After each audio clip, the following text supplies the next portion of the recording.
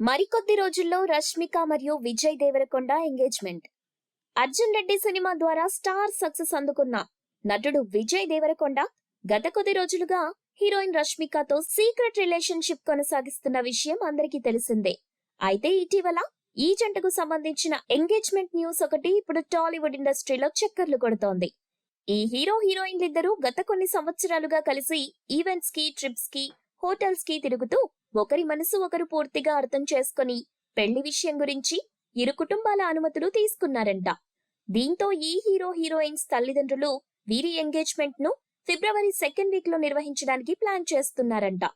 అయితే రష్మికకి గతంలో రక్షిత్ శెట్టి అనే కన్నడ హీరోతో జరిగిన ఎంగేజ్మెంట్ బ్రేక్ అవడంతో ఈసారి ఎంగేజ్మెంట్ కి ఎటువంటి ప్రాబ్లమ్స్ ఉండకూడదని రష్మిక పేరెంట్స్ చాలా జాగ్రత్తలు తీసుకుంటున్నారంట.